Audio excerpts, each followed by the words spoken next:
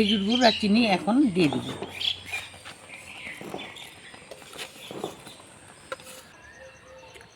নমস্কার দিদিভাই দাদাভাইরা, সাধনা রান্নাঘরে তোমাদের সবাইকে স্বাগত।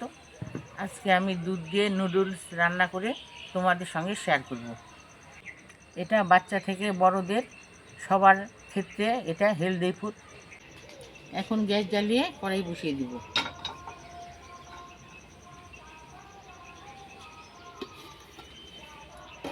এই দুধটাকে আমি ভালোভাবে বাড়িতে জাল দিয়ে নিয়েছি, যেহেতু নুডলস বানাবো তাই দুধটাকে আবার ভালো করে কড়াইতে ঢেলে জাল দিব।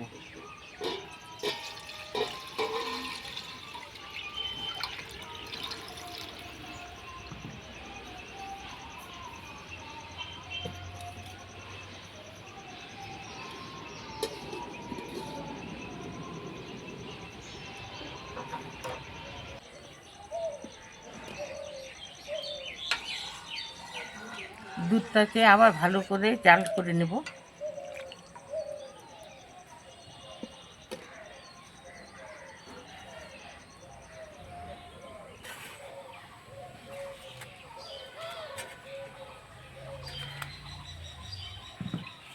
দুধটাকে ভালোভাবে ফুটিয়ে নিলাম। এখন দিয়ে দিব বেশি করে তেজপাতা,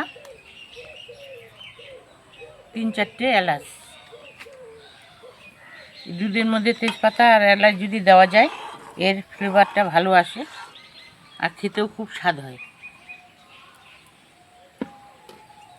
আর এখানে কিছু আমি কাঠবাদাম নিয়েছি আর কিশমিশ, এগুলোকে আমি এখন কেটে নেব।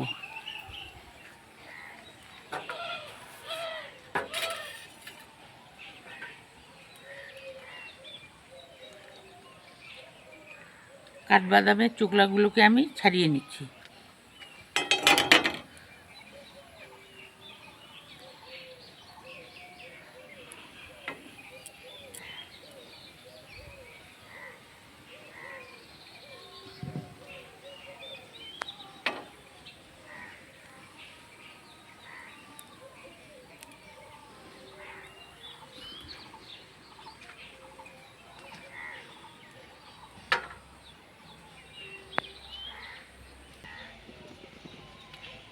কাঠবাদামের চোকলাগুলোকে ছাড়িয়ে নিয়েছি, এখন আমি 2 পিস করে কেটে নেব।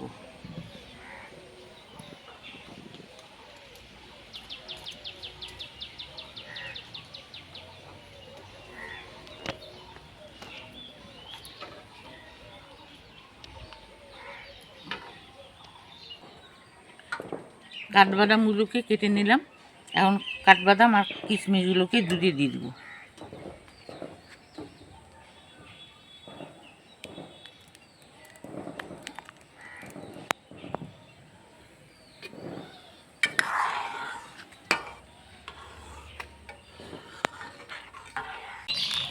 নুডলসের প্যাকেটটা কেটে নিয়েছি, এখন নুডলসগুলোকে বের করে নেব।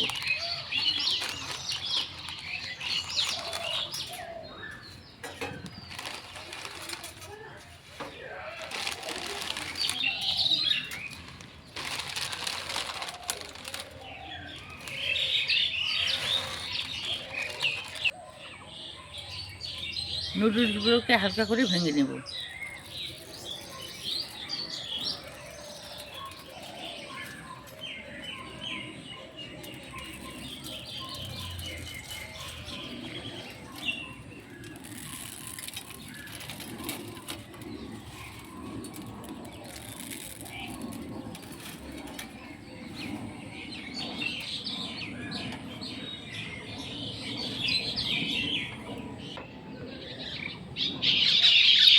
এখন নুডলসগুলোকে দুধের মধ্যে দিয়ে দেবো।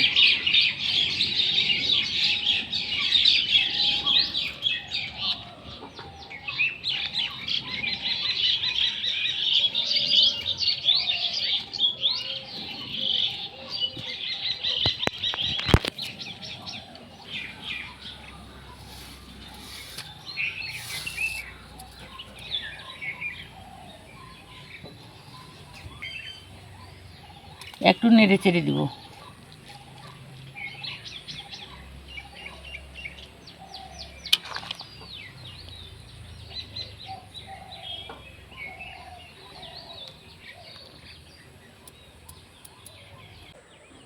এখানে আমি চিনি আর খেজুর গুড় দুটোই ব্যবহার করব।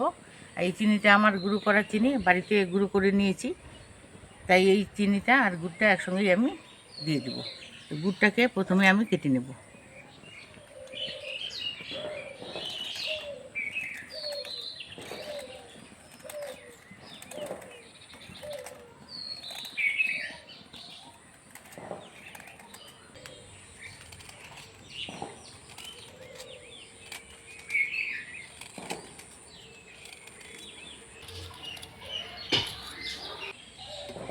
নুডলসগুলোকে একটু নাড়াচাড়া করে দেব।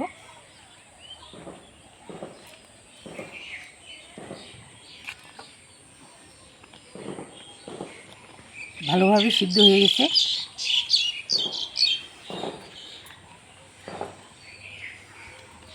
খেজুর গুড় আর চিনি এখন দিয়ে দেব।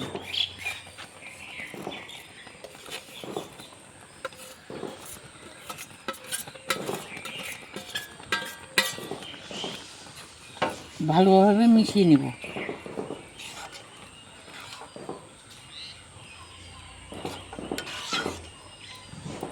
গ্যাসের জালটাকে অফ করে দেব।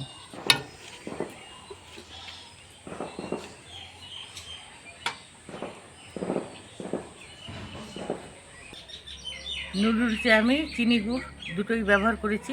তোমরা শুধু গুঁড়ো ব্যবহার করতে পারো বা চিনিও ব্যবহার করতে পারো। শুধু গুড় দিয়ে করলে এর টেস্টটা ভালো হয়, তো আমি দুটোই ব্যবহার করেছি। এই নুডলসের রেসিপিটা যদি তোমাদের ভালো লেগে থাকে, লাইক করবে, কমেন্ট করবে, বেশি বেশি করে শেয়ার করবে। আমার চ্যানেলটাকে সাবস্ক্রাইব করে দিয়ে আমার পাশে থাকবে। তোমরা ভালো থেকো, সুস্থ থেকো, আমিও ভালো থাকার সুস্থ থাকার চেষ্টা করবো। আজকের জন্য এখানেই শেষ করে দিচ্ছি। টাটা।